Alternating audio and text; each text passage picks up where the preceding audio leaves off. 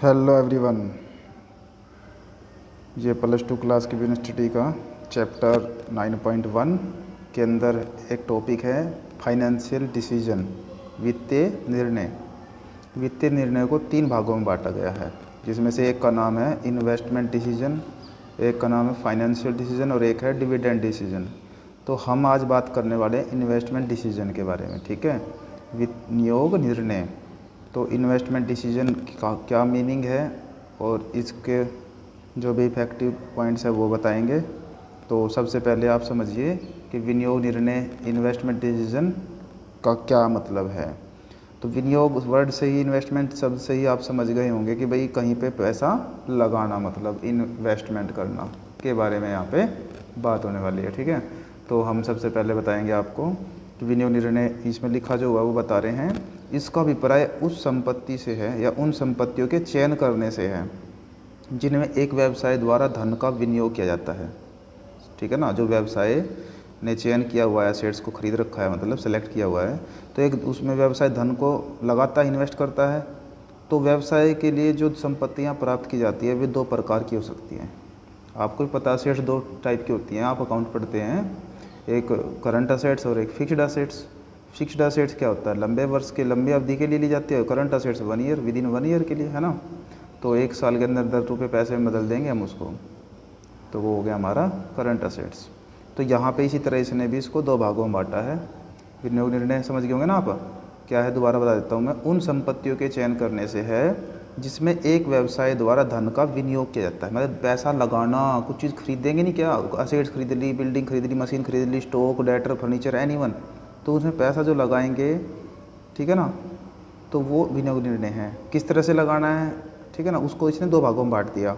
एक है दीर्घकालीन संपत्तियां, मतलब कि लॉन्ग टर्म के लिए होती है जो असेट्स, और एक है अल्पकालीन संपत्तियां, मतलब शॉर्ट टर्म के लिए होती हैं। तो फिक्स्ड असेट्स और करंट असेट्स के बारे में जो मैंने बताया वही है। तो इसी आधार पर विनियोग निर्णय को इसने 2 भागों में बांटा है, ठीक है ना। दीर्घकालीन विनियोग निर्णय और एक अल्पकालीन विनियोग निर्णय, इस तरह से बन जाएगा, ठीक है। तो मैं बता रहा हूँ आपको दीर्घकालीन विनियोग निर्णय क्या है। वैसे तो आपको ये वर्ड पढ़ के पता लग गया होगा कि पैसे को लंबी अवधि के लिए कुछ सामान खरीदेंगे, जैसे कि मशीन वगैरह, तो वो हो गया दीर्घकालीन डिसीजन, ठीक है ना। वैसे इसे हम पूंजी बजटिंग, कैपिटल बजटिंग निर्णय भी कहेंगे, ठीक है ना।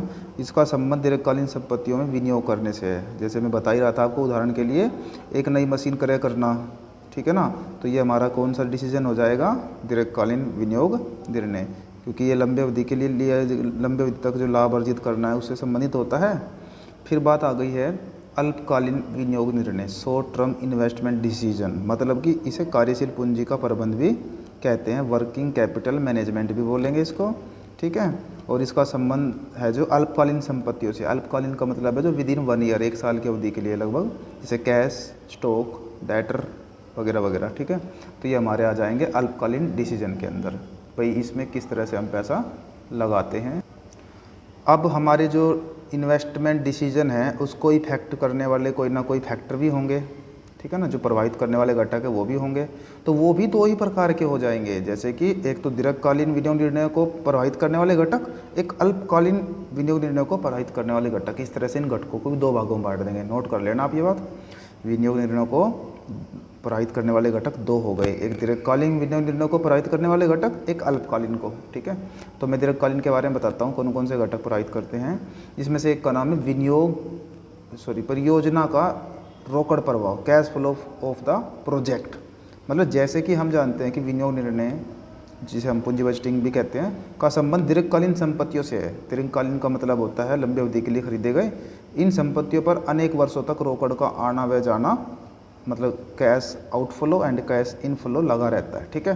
तो विनियोग की जाने वाली राशि को, धनराशि को कैश आउटफ्लो, विनियोग पैसा लगाया ना, कैश आउटफ्लो, कैश जाएगा जब भी तो असेट्स आएगा, तो आय के रूप में प्राप्त होने वाली धनराशि को हम कैश इनफ्लो, अगर हमने कोई इनकम कमाई, कोई पैसा आया तो वो इनफ्लो, और हम कोई धनराशि को लगाएंगे, इन्वेस्ट करेंगे तो आउटफ्लो है।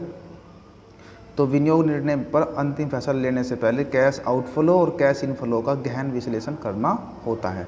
तो दीर्घकालीन निर्णय को कौन प्रभावित कर रहा है, पहले हमारी परियोजना का रोकड़ प्रवाह, कैश फ्लो का प्रोजेक्ट है जो हमारा, इनफ्लो है या आउटफ्लो है, ये इफेक्ट करेगा। उसके बाद आय की दर, रेट ऑफ रिटर्न। ऐसा संभव है कि एक परियोजना दूसरी परियोजना से अधिक लाभदायक न हो, ऐसा भी हो सकता है ना, एक जो हमारी प्लानिंग है, दूसरी प्रोजेक्ट है, एक प्रोजेक्ट दूसरे प्रोजेक्ट से अच्छा लाभदायक ना हो, तो विभिन्न परियोजनाओं की लाभदायकता को निर्धारित करने का आधार आय की दर होती है। भाई कितनी इनकम बनेगी उसमें, तो आय की दर की गणना करने पर संभावित आय की जो आय और जोखिम की दर के आधार पर की जाती है। भाई जो कुछ भी हम पैसा लगाएंगे तो उसमें आय की दर कितनी है और जोखिम की दर क्या है, उसका आइडिया लगा कर ही हम डिसीजन लेंगे, क्योंकि फिर उस हिसाब से हम अपना डिसीजन जो दीर्घकालीन है वो बदल भी सकते हैं भाई, जो अगर हमें ज़्यादा जोखिम होगा उसमें। ठीक है। संबंधित विनियोग कसौटी मतलब इन्वेस्टमेंट क्रिटिकल इन्वॉल्व्ड, मतलब एक निवेशक दीर्घकालीन संपत्तियों में विनियोग करता है। ठीक है। उनकी क्या होगी, अनेक कसौटियाँ हो सकती हैं, मतलब अनावश्यक धनराशि होगी, जैसे आवश्यक धनराशि होगी, जैसे ब्याज की दर कितनी है उसकी, आय की दर क्या है, कैश फ्लो कैसा है, ये सभी तो ध्यान रखता है वो कि कोई विशेष विनियोग किया जाए अथवा नहीं। तो ये विनियोग करने से पहले सब ध्यान रखेगा वो। संबंधित कसौटियाँ कौन सी हैं कि ज़रूरत कितनी धनराशि की है, ब्याज की दर क्या होगी, आय की दर क्या होगी, कैश फ्लो कैसा होगा, सारी चीज़ों को ध्यान में रख के ही अंतिम डिसीजन वो लेगा। तो ये थे सारे हमारे तीनों पॉइंट्स दीर्घकालीन विनियोग निर्णय के। अब बात आ गई है अल्पकालीन विनियोग निर्णय को प्रभावित करने वाले घटक की। तो अल्पकालीन विनियोग निर्णय घटक जो प्रभावित कर रहे हैं उसके बारे में यहाँ पे थोड़ा सा हम बताएंगे आपको कि यह निर्णय कार्यशील पूंजी वर्किंग कैपिटल के प्रबंध से संबंधित है, क्योंकि आपको पता है ये कम समय के लिए होता है ना, इस वजह से। और व्यवसाय में कार्यशील पूंजी की पर्याप्त मात्रा में निरंतर बनाए रखना को ही कार्यशील पूंजी का प्रबंध कहेंगे। मतलब बिजनेस के अंदर जो हम पैसा कार्यशील पूंजी से बोलते हैं वो बनाए रखना, उसकी मात्रा वो कम ना पड़े और वो ज़्यादा ना पड़े। आपको पता है अगर वो कम पड़ जाएगी तो प्रॉब्लम हो जाएगी, रेगुलर जो रोज़ाना के खर्चे हैं उनमें दिक्कत आ जाएगी। हद से ज़्यादा रख ली तो कैश बेकार पड़ा रहेगा, उस कैश का हम कहीं और यूज़ नहीं कर सकते। तो उसकी पर्याप्त मात्रा बनाए रखना बहुत ज़रूरी होता है। यहाँ कार्यशील पूंजी की पर्याप्त मात्रा का होना इस बात की ओर संकेत करता है कि मात्रा न तो आवश्यकता से अधिक हो, जो मैं भी बता रहा था, और न ही आवश्यकता से कम हो। तो दोनों ही परिस्थितियाँ हानिकारक होती हैं। यदि कार्यशील पूंजी आवश्यकता से अधिक मात्रा में है तो इसे तरलता में वृद्धि होगी, ज़्यादा है तो कैश ज़्यादा पड़ा है बेकार में, लेकिन लाभदायकता जो है उसमें कमी आ जाएगी। उदाहरण के लिए कार्यशील पूंजी के रूप में बहुत अधिक रोकड़ को रख लिया जाए तो ये आवश्यकता से अधिक रोकड़ बेकार पड़ी रहेगी और लाभदायकता इससे कम हो जाएगी। इसके विपरीत यदि रोकड़ जो अन्य चालू संपत्तियों की मात्रा बहुत कम है तो दैनिक जो खर्चे में वही बताया ना, जो मैंने बोला वही से बोल रहा है। ठीक है। दैनिक खर्चे जो क्रेडिटर वगैरह का भुगतान है करने में कठिनाई आएगी अगर कम पड़ जाएगा पैसा। तो कार्यशील पूंजी के प्रबंध का उद्देश्य चालू जो हमारी संपत्तियां हैं, करंट असेट्स हैं और करंट लायबिलिटी हैं, दोनों की अनुकूलतम मात्रा का निर्धारण करना ताकि व्यवसाय की लाभप्रदता बनी रहे, तरलता में कोई कमी ना आए और डिसीजन इस हिसाब से लिया जाएगा। ठीक है ना। आप समझ गए होंगे अल्पकालीन निर्णय हमें किस तरह से लेना है कि कैश वर्किंग कैपिटल है जो हमारी वो बनी रहे, ना कम हो ना ज़्यादा हो। ठीक है।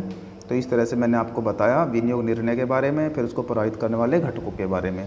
तो विनियोग निर्णय को दो भागों में बांटा था, एक अल्पकालीन और एक दीर्घकालीन, फिर उनके घटक भी दो हो गए थे। ठीक है। तो इस तरह से आप कर सकते हो। Thank you.